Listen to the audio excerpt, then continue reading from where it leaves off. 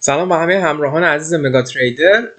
تو این قسمت از آموزش میخوام در مورد یک مفهوم خیلی جذاب توی بازار فارکس صحبت بکنم که توی در واقع ویدیویی که تفاوت‌های بازار بورس تهران و فارکس رو توضیح دادم این ویژگی رو گفتم. ویژگی که امروز میخوام در موردش صحبت بکنم اهرم یا همون لورج هستش.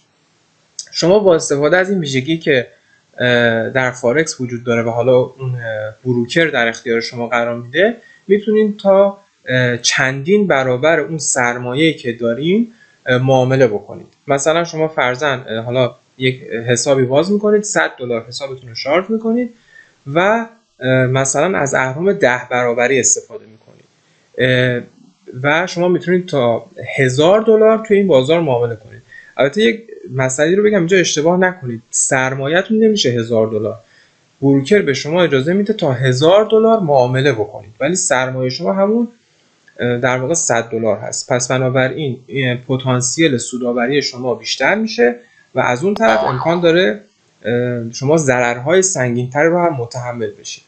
ولی خب اگر بدونید چطور از این در واقع اهرم استفاده بکنید خیلی راحت میتونید در واقع از این ویژگی استفاده بکنید و در واقع با خیال راحت کسب سود کنید.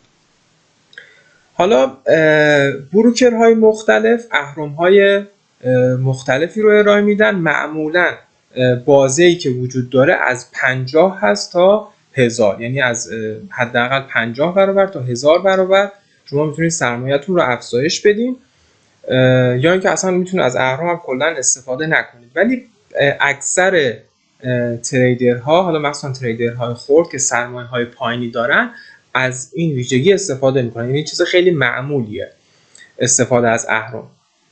حالا ممکنه سوالی که پیش بیاد اینه که خب ما از اهرم چند برابری استفاده بکنیم. ببینید کلا خیلی مهم نیست، یعنی خیلی ذهنتون رو درگیر این قضیه نکنید. خب الان من میخوام حساب باز کنم، حسابی که میخوام باز کنم از اهرم چند برابری استفاده بکنم. چرا میگم مهم نیست؟ چون مهمتر از اون اینه که شما بتونید مدیریت سرمایه و ریسک خودت رو رعایت بکنید. شما اگه همین دو تا مسئله که گفتم رو رعایت بکنید که حالا بحثش کاملا مفصل، ویدیو جدا میخواد، ولی اگر همین دو تا مورد رو شما رعایت بکنید مطمئن باش از هر اهرمی که استفاده بکنی هیچ اتفاق خاصی برات پیش نمیاد. واسه همین میگم خیلی اهمیت نداره.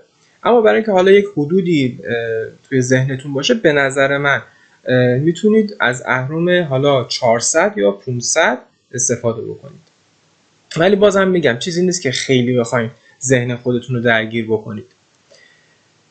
این از بحث اهرم. و مورد بعدی که میخوام در مورد صحبت بکنم محاسبه میزان سود و زیان هست توی معامله. فکر میکنم بعد حالا کم کم دیگه داریم وارد قسمت‌های کاربردی میشیم. و خب میزان سود یا زیان هر معامله‌ای که ما توی فارکس انجام میدیم به 3 تا عامل مختلف بستگی داره که من اینجا براتون آوردم.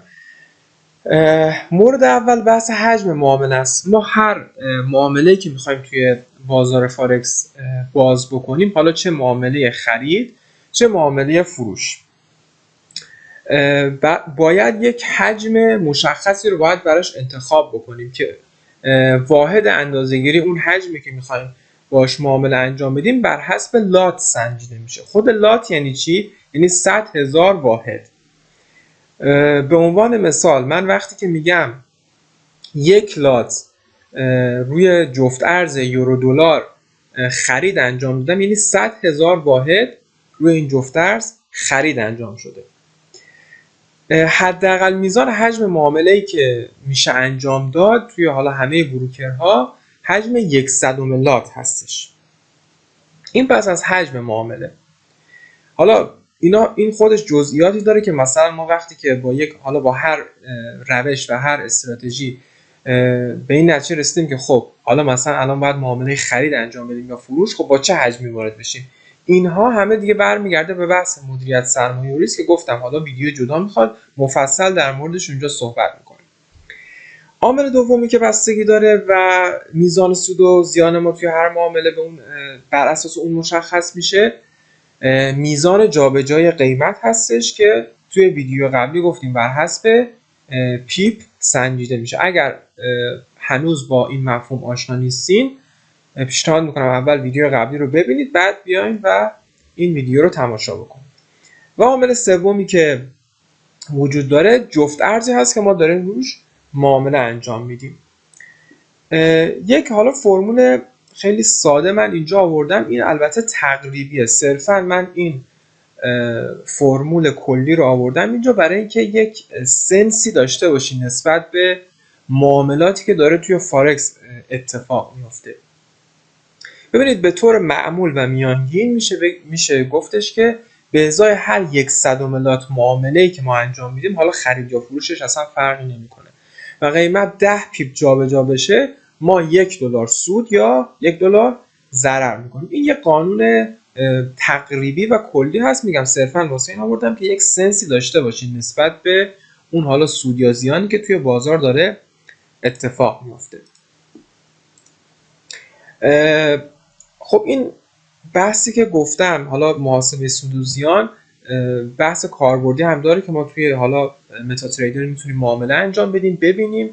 ابزارهای مختلفی داره خود متا تریدر که الان نمیخوام در موردش صحبت بکنم چون بحث مفصلی داره و ویدیو جدا میخواد. صرفا این ویدیو هدفم این بود که شما رو با این مفاهیم آشنا بکنم.